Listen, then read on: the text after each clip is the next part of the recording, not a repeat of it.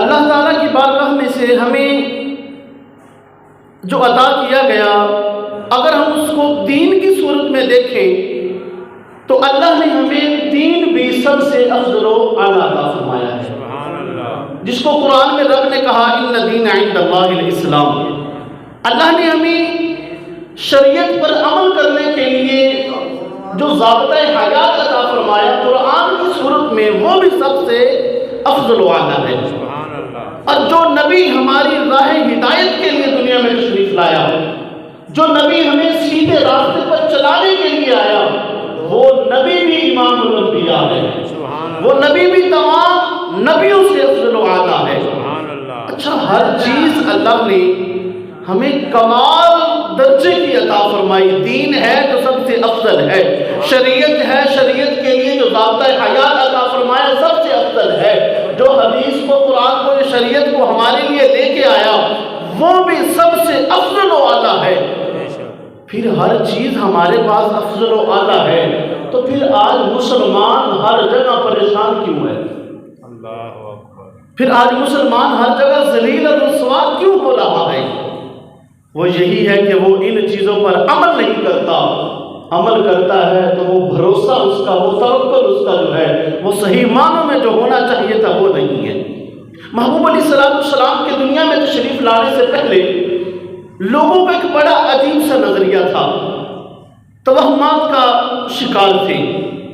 اب وہ لوگ حج کے لیے آتے ہیں، طواف کرتے ہیں، تو ان کے جسموں پر کوئی احرام کی صورت میں یا کوئی ایسا کپڑا نہیں ہوتا، وہ ننگے ہو کر طواف کرتے ہیں، اور یہ ان کا ایک نظریہ ہے۔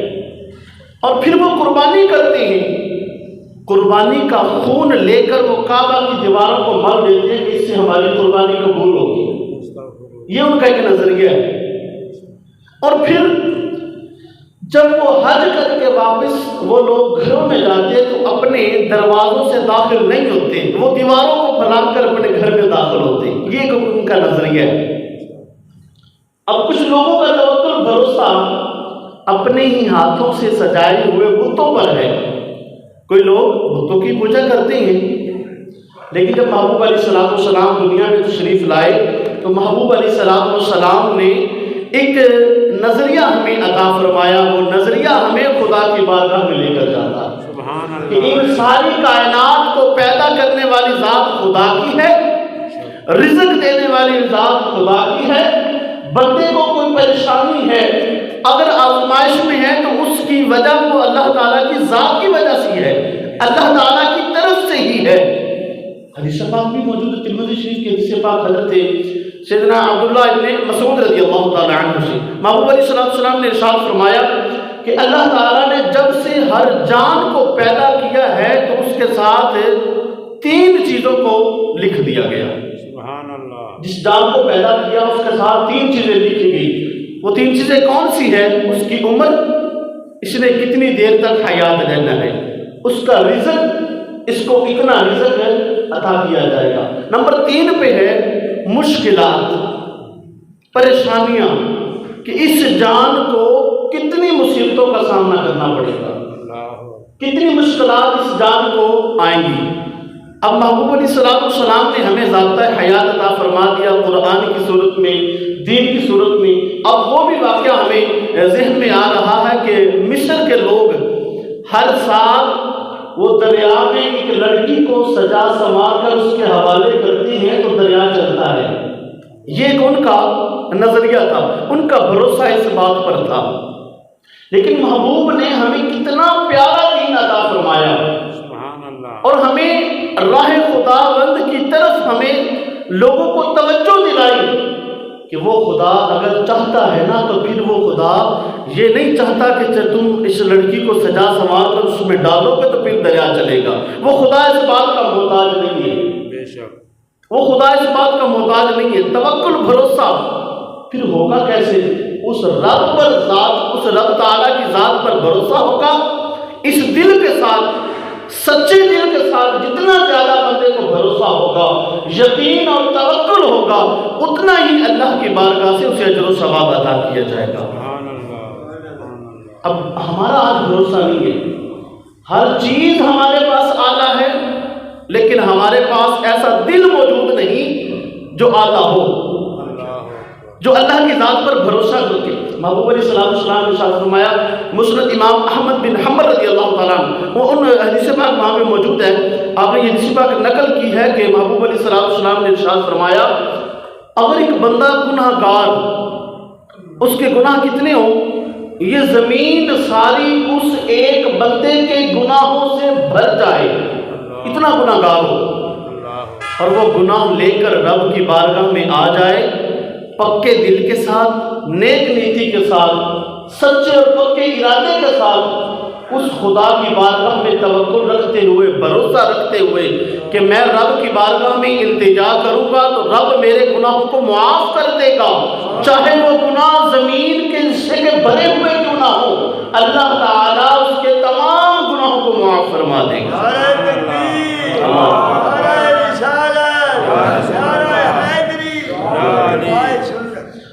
سبحان اللہ۔ ہمارا یقین اور بھروسہ وہ بہت لو درجے کا ہے، بہت کم درجے کا ہے۔ اب ہمیں سے کچھ لوگ ایسے بھی ہیں جو بس جدھر سے مل گیا ان کا یقین اور توکل اس سائڈ پہ ہو جاتا ہے۔ یوں کہہ لے کہ آج کل کے ماحول کے حساب سے ان بات کی عکاسی میں ان لفظوں میں کروں کہ آج کل لوگوں کی کوئی ایک پارٹی تو رہ نہیں گئی، جس پارٹی سے اس کو کچھ ملنا شروع ہو جاتا ہے وہ اسی پارٹی کی طرف ہو جاتے ہیں۔ یہی حال ہے ہمارا، اور اسی وجہ سے آج ملک پاکستان اونچائی کی بجائے دھنستا ہی چلا جا رہا ہے نیچے۔ اب ایسے لوگ ہیں جن کو کوئی سروکار نہیں دین کیا ہے، دین کا تقاضا کیا ہے، دین کیوں آیا ہے، ہم دنیا میں کیوں آئے ہیں، آنے کی وجہ کیا ہے، ہم کرنا کیا ہے، یہ کسی شے کا ان کو کوئی ذمہ نہیں ہے۔ وہ یہی چاہتے ہیں بس زندگی ہے، کھا لیا پی لیا سو لیا، اور اس کے علاوہ ان کا کوئی نظریہ نہیں ہے، کسی شے پر ان کا کوئی بھروسہ نہیں۔ اب ایک بندہ اگر یوں آ کر کہے، جسے ہم لوگ دین داروں پر اعتراض بھی کرتے ہیں نا، مدرسے کے طالب علموں کو لوگ نشانہ بھی بناتے ہیں نا کہ یہ مولوی حضرات کیسے ہیں، یہ کیا کرنا چاہتے ہیں۔ اب ایک بندے کی اب اس بات کو میں نے ان جملوں کے ساتھ ان کو ترتیب دیا ہے، ذرا غور کریں گے تو ہمیں وہ بندے بھی نظر آئیں گے جو ایسا کرتے۔ اب ایک بندہ کہتا ہے، دین کے طالب علم کو کہہ دیجئے، دین کا علم پڑھنے والے بندے کو، وہ کہتے ہیں کہ جناب مغرب والے وہ چاند پر پہنچ گئے اور آپ ابھی تک دین درس میں پڑھ رہی ہیں، جس دین کا فائدہ کوئی نہیں۔ ابھی بندہ وہ اس کا نظریہ ہے، اس بندے کا نظریہ ہے، اس کا یقین اور توکل بھروسہ، اس کی جو بات ہے، جو توہمات کا شکار کہہ لے، یا جس کو دنیا سے کوئی سروکار نہیں، بس جہاں سے ملا پیٹ بھرا اور اپنا زندگی وہ گزارتا ہوا ہمیں نظر آتا ہے۔ اچھا، اس کا نظریہ یہ ہے۔ اب وہ بندہ کہے کہ جناب اہل مغرب والے چاند پہ پہنچ گئے اور تم ابھی دین درس میں بیٹھے پڑھ رہے ہو جس کا کوئی فائدہ نہیں۔ اب طالب علم بنتا ہے، دین کا طالب علم ہے، وہ تو پڑھ اسی لیے رہا ہے کہ خدا کا حکم ہے، خدا کی ذات پہ بھروسہ ہے۔ اب اس نے جواب کیا دیا، بھائی آپ نے بات تو بالکل ٹھیک کہی ہے کہ وہ لوگ چاند پر پہنچ گئے، اللہ کی مخلوق ہے، وہ لوگوں نے علم سیکھا پڑھا جیسے بھی کیا، وہ مخلوق تک پہنچ گئے، اور ہم درس میں بیٹھ کر دینی علوم پڑھتے ہوئے خالق تک پہنچنا چاہتے ہیں۔ سبحان اللہ۔ وہ ترقی یافتہ نہیں ہے، بے شک وہ مخلوق تک پہنچے، خالق تک نہیں۔ ہم دین اسی لیے پڑھ رہے ہیں کہ ہم اس مخلوق کے خالق تک پہنچے۔ سبحان اللہ۔ اچھا، پھر وہ ایک اور جواب دیا، کہتا ہے کہ وہ اہل مغرب نے ترقی کی، وہ مخلوق تک پہنچے، ہم خالق تک پہنچے، تم کیا چیز ہو؟ تم نے نہ تو چاند پر پہنچنے کی جسارت کی، نہ تم چاند پر پہنچے، اور نہ تم ہمارے ساتھ مل کر دینی علوم سیکھ کر خدا تک پہنچے ہو، تمہارا حال کیا ہوگا؟ نہ تو تم ان کے ساتھ ملے، نہ ہمارے ساتھ ملے، نہ ان کے ساتھ۔ اب ایسے ہوتے ہیں، ہمارے پاس وہ دنیا میں پائے جاتے ہیں، ملتے ہیں، تو بہرحال ہمیں اس دنیا میں کائنات میں بھیجا گیا ہے، ایک سسٹم ہے، ہمارے آنے کا ایک مقصد ہے، اور ہمیں یہ بتایا گیا کہ ہمیں ان پہلے والے لوگوں کی طرح جو ہے نا دنیا میں زندگی کو بسر نہیں کرنا، اب جن لوگوں کا تعلق خدا کی بارگاہ تک ہے، جو خدا کو خدا مانتے ہیں، اب ان میں سے لوگ ایسے بھی ہیں جن کا اللہ کی ذات پر بھروسہ اور توکل جو ہے وہ کمال درجے کا ہے۔ کیسے ہے؟ سیدنا موسیٰ علیہ نبی علیہ السلام کی مثال جو قرآن پاک سے ہی ہے وہ عرض کیے دیتا ہوں۔ اب آپ کی والدہ نے، اب فرعون کا جب دور تھا تو جب کوئی بھی بیٹا پیدا ہوتا تو اس کو مروا دیا جاتا، قتل کروا دیا جاتا، کہ اس کی جو بادشاہت تھی تو اس نے ایک سسٹم اپنا بنایا ہوا تھا، اس کو للکارنے کے لیے لوگوں نے بتایا، نجومیوں نے۔ تو آپ کی والدہ کو حکم ہوتا ہے تو آپ نے کیا کیا؟ بچے کو سیدنا موسیٰ علیہ نبی علیہ السلام کو صندوق میں بند کر کے دریا کے حوالے کر دیا۔ اب اس کے دل میں یہ بات کس نے ڈالی تھی؟ خدا نے ڈالی نا۔ آج مجھے بتاؤ کون سی ماں ایسا کرے گی؟ دل میں نہیں آتا یار صندوق میں ڈالیں گے تو اس کا تو سانس ہی بند ہو جائے گا، چلو سانس چلتا بھی رہا تو پھر دریا کے حوالے کرنا ہے، اس کو کہاں لے جائے گا؟ اللہ کی طرف سے حکم تھا، دل میں بات ڈالی گئی، اللہ پر یقین اور توکل بھروسہ تھا تو دریا کے حوالے کر دیا۔ پھر اللہ نے کیا انعام دیا؟ کیا انعام دیا اللہ تعالیٰ نے؟ پھر واپس آئے سیدنا موسیٰ علیہ نبی علیہ السلام فرعون کی دربار میں موجود ہیں، آپ کے ہاتھ میں عصا ہے، ڈنڈا ہے نا، تو سامنے وہ نجومیوں نے، بازیگروں نے، لوگوں نے چھوٹی چھوٹی رسیاں پھینکی اور وہ سانپ بن گئی۔ اب ہمارے سامنے اگر سانپ آ جاتا ہے تو ہمارے ہاتھ میں جو ڈنڈا ہوگا ہم اس ڈنڈے سے ان سانپوں کو ماریں گے یا ڈنڈا چھوڑ کے کھڑے ہو جائیں گے؟ ماریں گے نا۔ لیکن یہاں اللہ نے حکم دیا موسیٰ ڈنڈے کو پھینک دو، قرآن نے ایسے کہا نا، تو کیا ان کے دل میں نہیں آئی یا اللہ اتنی زیادہ سانپ ہے اور میرے پاس جان بچانے کے لیے ایک ڈنڈا ہے تو یہ بھی پھینک دو؟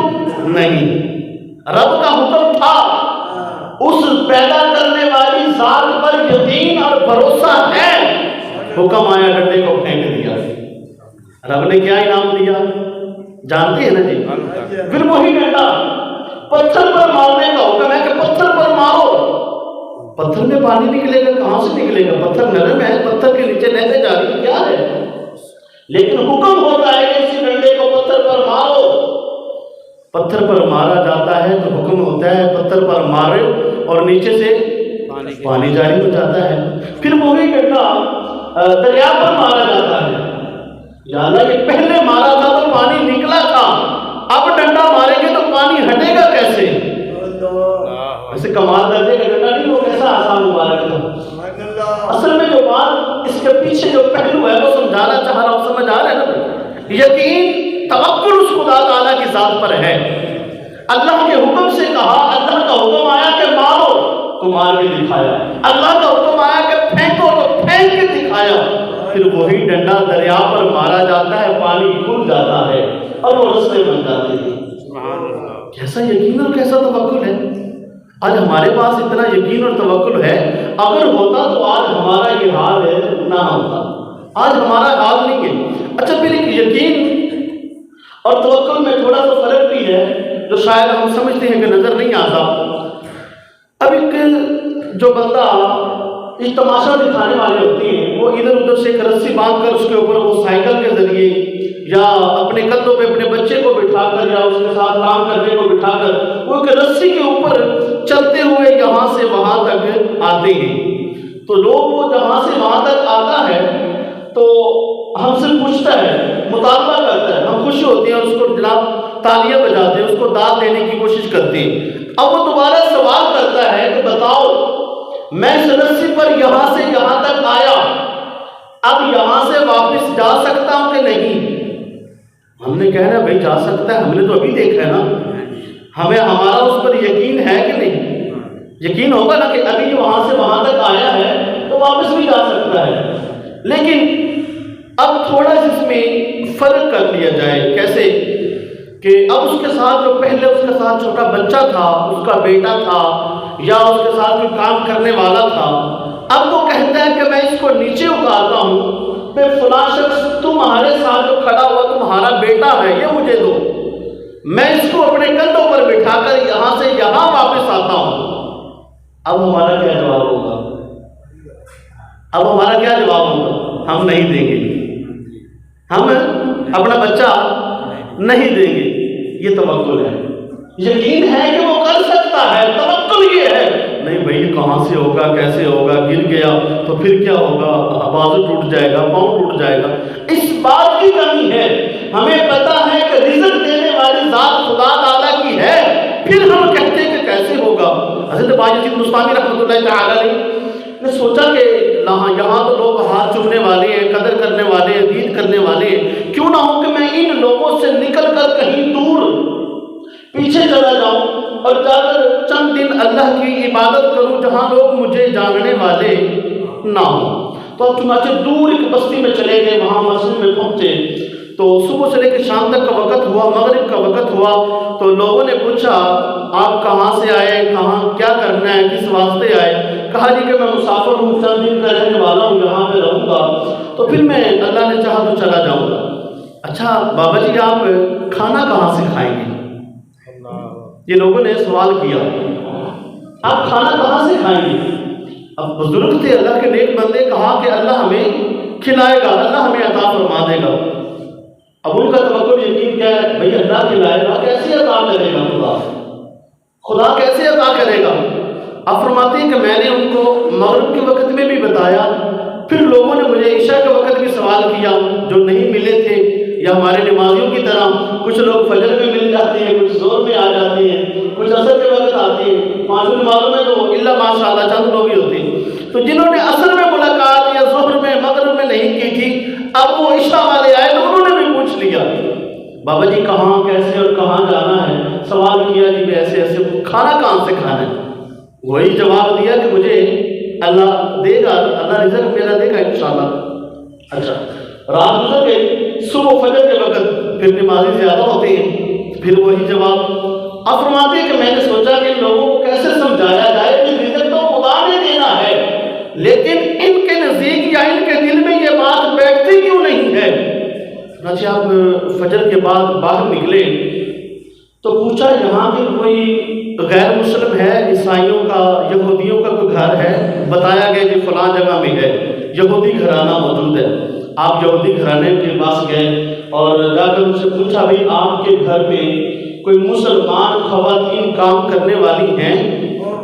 جنہوں نے کہا جی ہمارے پاس کام کرتی ہیں.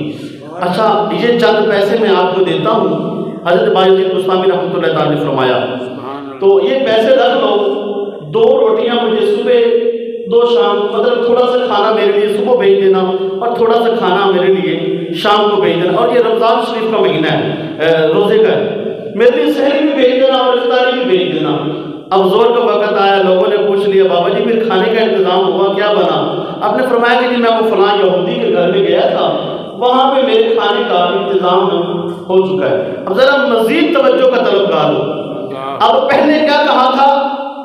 آپ نے فرمایا تھا کہ مجھے میرا اللہ کھانا دے گا، میرا رزق میرے خدا نے دینا ہے. اب آپ نے جواب دیا کہ میرا کھانا مجوسی کے گھر سے آئے گا. بندے خاموش ہو گئے، کسی نے اعتراض نہیں کیا. عصر کے وقت بھی یہی حال ہو، مغرب کے وقت، عشاء کا وقت آیا نا تو آپ نے بٹھایا، کہا بھی آؤ سارے لوگ کلمہ پڑھیں، کلمہ پڑھیں. کلمہ پڑھنے والے مسلمان ہیں، نماز پڑھ کے ہٹے ہیں، نماز پڑھنی ہے. آپ نے فرمایا کہ کلمہ پڑھو. بابا جی آپ کو خیر ہے، ہم نے تو کلمہ پڑھا ہوا ہے اور ہم مسلمان ہیں، تو ہم کلمہ کیوں پڑھیں؟ آپ نے فرمایا کہ دیکھو جب میں نے کہا تھا کہ رزق اللہ دے گا تو آپ نے مجھ سے سوال کیے کیسے اور کیا، کہاں سے دے گا وہ خدا. اور جب میں نے کہا کہ رزق وہ میرا اور میرا کھانا تو مجوسی کے گھر سے آتا ہے، یہودی کے گھر سے آتا ہے، تو آپ نے کوئی سوال کوئی اعتراض نہیں کیا. تو کیا ہمارا ایمان اتنا کمزور ہے کہ جو کھانا دینے والی خدا کی ذات ہے وہ ان چیزوں کی محتاج ہے؟ تو ہمارا یقین اور توکل ایک یہودی پر بیٹھ جاتا ہے. ایک یہودی پر اگر ہم بھروسہ کر سکتے ہیں تو کیا خدا کی ذات پر بھروسہ نہیں ہے؟ بھروسہ ہے. تو ہمارا کلمہ پڑھنا بنتا ہے کہ نہیں بنتا؟ کیا ہم نے رب تعالیٰ کی بارگاہ میں کوئی گستاخی تو نہ کر؟ بات تو یہی ہے کہ ہم پوچھتے ہیں کہ کیسے دے گا. اب میں آپ سے ایک سوال کرتا ہوں، مجھے بتائیں کیا رب تعالیٰ نے بنی اسرائیل کی قوم کو من و سلوہ بھیجا تھا کہ نہیں؟ پکا پکایا کھانا آیا کہ نہیں آیا؟ اب یہ بتائیں ان قوم سے اور اس قوم کا حال کیا برابر ہے؟ کیا اللہ تعالیٰ نے قرآن پاک میں کنتم خیر امۃ اخرجت للناس ان قوموں سے اس قوم کو افضلیت قرار نہیں دیا ہے؟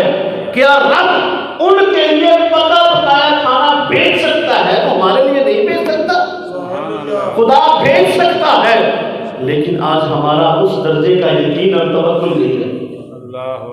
آج ہم نے کمانے کے لیے جانا ہو نا تو دیکھتے ہیں یار کہاں سے۔ محبوب علیہ السلام نے فرمایا کہ پرندوں کی طرح توکل ہمارے دل میں ہونا چاہیے، یقین اور توکل پرندوں کی طرح ہونا چاہیے۔ جیسے پرندے صبح گھر سے نکلتے ہیں نا تو ان کے دل میں یہ بات نہیں ہوتی آج آفس میں جائیں گے یا آج ہمیں دیہڑی ملے گی کہ نہیں، کام ملے گا کہ نہیں ملے گا۔